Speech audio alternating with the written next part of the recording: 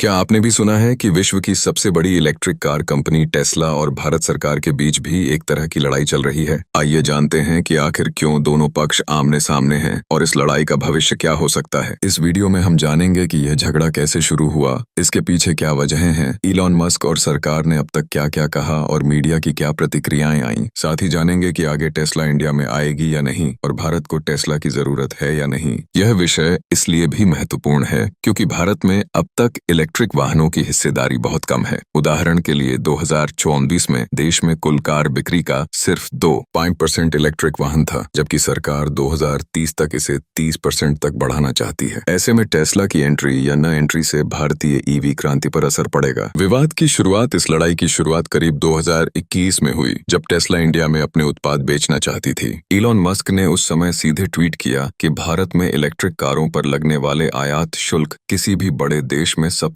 उच्च हैं। टेस्ला ने कहा कि वह पहले कारों की बिक्री और सर्विस का अनुभव देखना चाहती है, फिर ही भारत में फैक्ट्री बनाएगी। सरकार ने इस पर कड़ा रुख दिखाया और साफ कर दिया कि टेस्ला को सबसे पहले भारत में निर्माण मैन्युफैक्चरिंग लगाना होगा। 3 साल से अधिक से दोनों के बीच ये बहस चल रही है। सरकार चाहती है टेस्ला यहाँ फैक्ट्री खोलें और स्थानीय तौर पर निवेश करें, जबकि मस्क कह रहे हैं पहले टैक्स कम करो फिर निर्माण की चर्चा होगी। यह गतिरोध आज तक जस का तस बना हुआ है। टकराव के कारण मुख्य टकराव का कारण है उच्च आयात शुल्क, इंपोर्ट ड्यूटी और स्थानीय निर्माण की मांग। फिलहाल भारत में अगर कोई पूरी तरह से तैयार सीबीयू इलेक्ट्रिक कार इंपोर्ट करता है तो उस पर 60% से 100% तक टैक्स देना होता है। उदाहरण के लिए $40,000 से कम मूल्य वाली कारों पर 60% और उससे ऊपर की कारों पर 100% आयात शुल्क लगता है। इतना टैक्स डालने से टेस्ला जैसी कारें महंगी हो जाती हैं।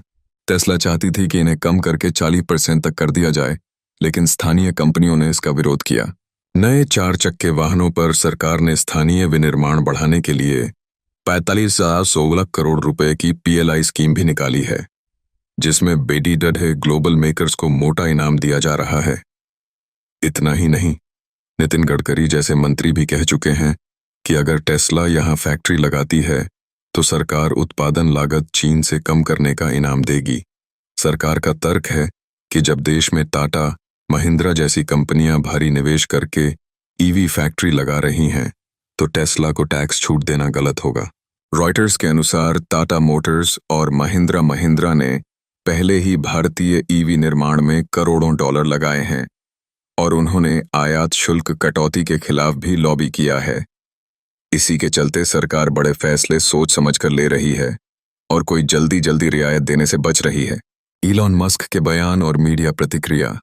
इलॉन मस्क ने सोशल मीडिया पर अपनी नाराजगी जताई है। उन्होंने बार बार ट्वीट में कहा कि भारत के आयात कर इतने ज्यादा हैं कि उनकी कार यहाँ किफायती नहीं रहेंगी।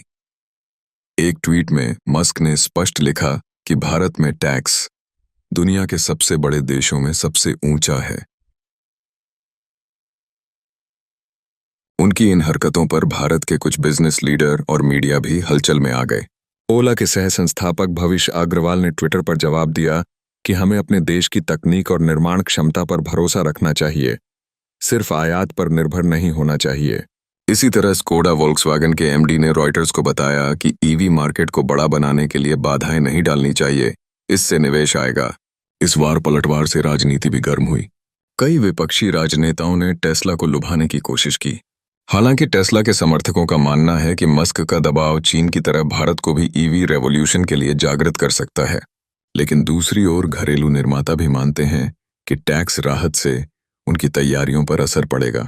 उदाहरण के लिए एक मौजूदा रिपोर्ट के अनुसार टाटा और महिंद्रा ने अप्रमाणित आयात कम करने का दबाव बनाते हुए कहा कि यह कदम घरेलू ईवी निवेश को चोट पहुंचा देगा। इस बहस में न्यूज हेडलाइन और सोशल मीडिया में टॉप ट्रेंड्स चस्पा रहे, जिससे आम जनता के बीच चर्चा बनी रही। अब आगे क्या? टेस्ला की संभावना और विकल्प। मौजूदा दौर में दोनों पक्ष हल चल रहे हैं, लेकिन कुछ नए संकेत मिले हैं। मार्च 2024 में सरकार ने एक नई ईवी नीति जारी की है, जिसमें कंपनियों को $500 मिलियन निवेश करके भारत में कार बनाए जाने पर आयात शुल्क 15% तक कम करने की गुंजाइश दी गई है। यानी अगर टेस्ला या कोई भी मेकर यहाँ बड़ी फैक्ट्री लगाएगा तो 5 साल तक सीमित मात्रा में 15% टैक्स पर कार ला सकता है। यह नियम वर्तमान में 70-100% कर की जगह बहुत राहत देगा। ऐसे कदम से टेस्ला को भी थोड़ी उम्मीद मिल सकती है। असल में फरवरी 2025 में इलॉन मस्क ने पीएम मोदी से वॉशिंगटन में मुलाकात की, जिसके तुरंत बाद रॉयटर्स ने रिपोर्ट किया कि टेस्ला ने भारत में सीनियर स्टाफ की भर्ती तेज कर दी है। कंपनी ने मुंबई और दिल्ली में 13 नौकरी के विज्ञापन दिए, जिनमें स्टोर मैनेजर समेत कई कस्टमर सपोर्ट रोल्स हैं। इनसे साफ संकेत मिलता है कि टेस्ला कम से कम एक शोरूम खोलने की तैयारी कर रही है। अब सवाल यह है कि आने वाले समय में टेस्ला इंडिया आएगी या नहीं, और क्या भारत को इसकी जरूरत है। कुछ विशेषज्ञ कहते हैं कि चूंकि भारत में सस्ते ईवीज की किल्लत है, इसलिए टाटा, महिंद्रा और मारुति जैसे ब्रांड्स पहले फोकस हैं। टेस्ला फिलहाल महंगे मॉडल ही ला रही है, जो काफी लोग नहीं खरीद पाएंगे। हालांकि टेस्ला आ जाए तो तकनीकी प्रगति और ईवी इकोसिस्टम को बढ़ावा मिलेगा। अंततः यह सौदा नीति पर टिका है। सरकार ने कारखाना लगाने पर छूट रखी है और मस्क अब तक यही कह रहे हैं कि टैक्स बिना नहीं लड़ेंगे। देखते हैं भविष्य में क्या होता है। निष्कर्ष तो सार यह है कि टेस्ला और भारत सरकार के बीच का विवाद उन बड़ी नीतिगत प्रश्नों को छू रहा है जो ईवी क्रांति के लिए अहम है। क्या विदेशी ब्रांडों को पहले तमगेदारी दी जाए या स्थानीय विनिर्माण को बढ़ावा? टेस्ला के चाहने वालों को इसकी चमकदार कारों से प्रेरणा मिलती है, लेकिन देश के लिए जरूरी है कि बजट दोस्त ईवीज भी समय पर आएं। फिलहाल टेस्ला ने सिर्फ इंडियन बाजार में दाखिले की तैयारी दिखानी शुरू की है। अब असली मोर्चा इस बात पर टिका रहेगा कि सरकार क्या नया निर्णय लेती है और क्या टेस्ला यहां अपने अंतर्राष्ट्रीय मॉडल लेकर आती है। आपका क्या ख्याल है? क्या टेस्ला इंडिया की गाड़ियां आपकी पसंद बनेंगी या आपको इंडिया के अपने ब्रांड्स पर भरोसा है? कमेंट करके बताएं और डिस्कशन में भाग लें। अगर आपको यह वीडियो पसंद आया हो तो लाइक, शेयर और सब्सक्राइब जरूर करें।